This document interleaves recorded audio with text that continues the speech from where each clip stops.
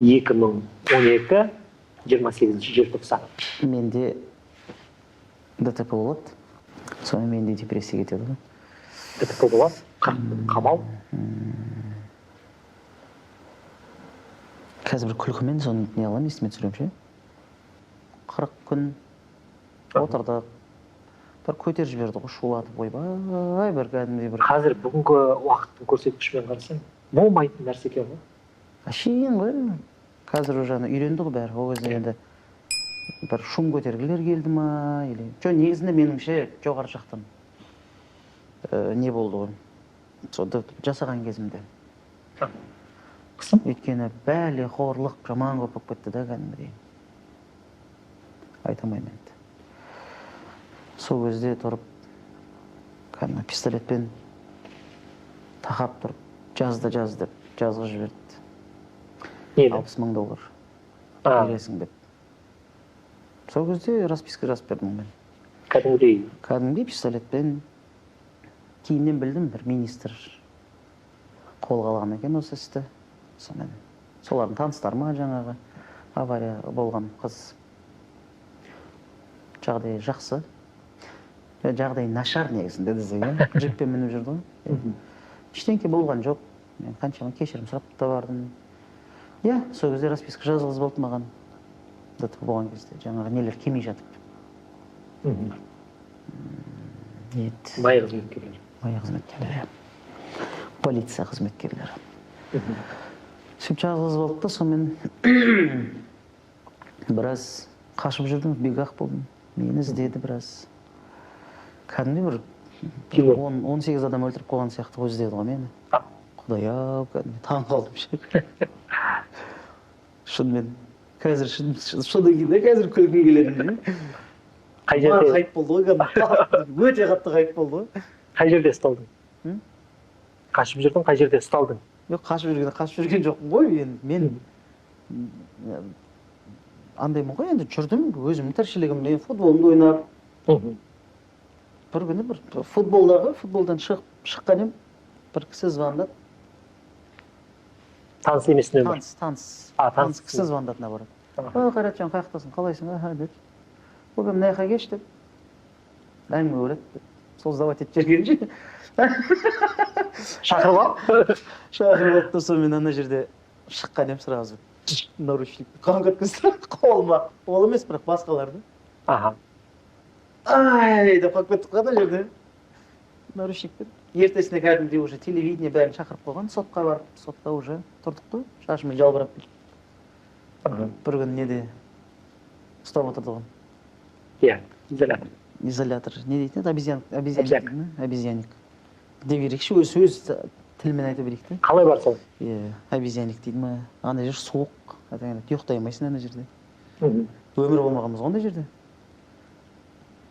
Сөйтіп, кеше ғана французский өлең хит болып жүрген бала. Бір қарасын обезьянникте отырсын. Сөйтіп, 40 күн отырдым. Ешкімді жолатқан жоқ. Анамды кіргізген жоқ. Сосын желтоқсанда көтерілісте шыққан 86 жылы шыққан солардың өздерінің нелер одағы бар ғой.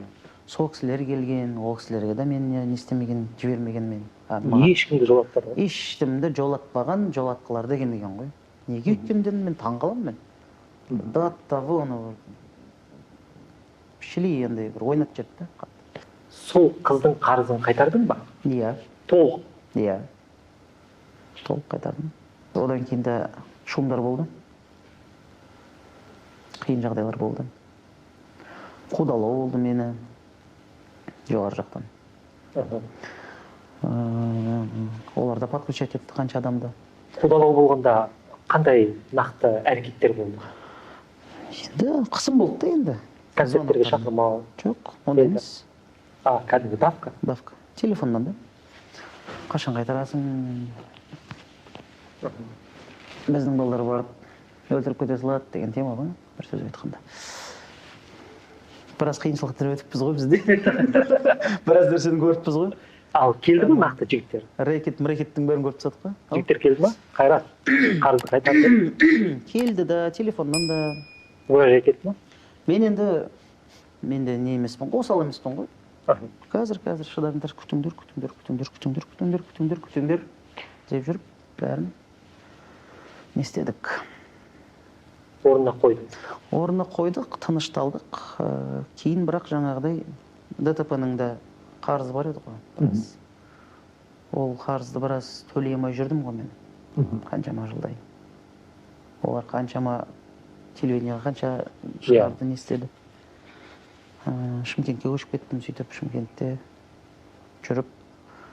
Кейін Айым Сеңгерге қатыстым. Айым Сеңгерде жеңген ақшаны бардым да соны. 2018-де. 2018-де. Соңғы қарызды? Соңғы қарызды сол 2018-де жүк жаптым, болды сонымен. Өф дедім ғой. Кішкене нагрузка бәрі кетті. Бірақ несі қалады екен ғой. Микроинсульт алдым ғой мен содан кішкене. Микроинсульт алдым, иә. Өзің түсінесің, ауыр нәрсе ғой. Қанша жыл ойда, қанша жыл неде, депрессия. Іштіңде? Енді болды ондай сәттер, иә. Айтамайын енді, ойбай не қылмадым, не істемедім. Алтынмын деген сияқты енді. Меніңше ондай сынақты өте алатын адам бар, өте алмайтын адам бар. Сол оқиға сені сындырып кетті ме? Сындырғандай болды. Бірақ сынбадым. Жүрекке қабылдайтын адам болсам да қанша жерден. Мен шынымды айтайын, өзімді былай стержень дейді ғой. Өзімді ұстаймын. 2018-ден кейін ояндым. Иә, оған дейін енді мен 6 жыл жоғалып. Өте қатты неде жүрдім мен. Ауыр сәттер, жаман ауыр сәттер болды. Кез келген депрессияға кеткен адамды бір адам құтқарады. Иә. Не дос, не махаббат. Ол қыз, махаббат. Сені құтқарған кім? Қызым ол кезде. Қазір әйелі. Иә, шүкір. Ол қызда даналық болды да. Сол кісі өте қатты қолдады. Енді әрине ол әке-шеше ол бірінші орында ғой, әке-шеше бірінші орында ол. Ол кісілерді мені қанша қолдап не істеп жүрді ол. Сол кезде қызым, қазір келіншегім қатты қолдады. Есімде сол кезде айтқан сөздері. Деді маған. Сен өзің болашағыңды ойлайсың ба, әлде далада қаласың ба? Дегендей қылды да енді. Әке-шешеңді ойлайсың ба, әлде далада қаласың ба деді. Отбасыңды ойлайсың ба, әлде далада қаласың ба? Сен таңдауың бар деді өзің деді. Таңда деді.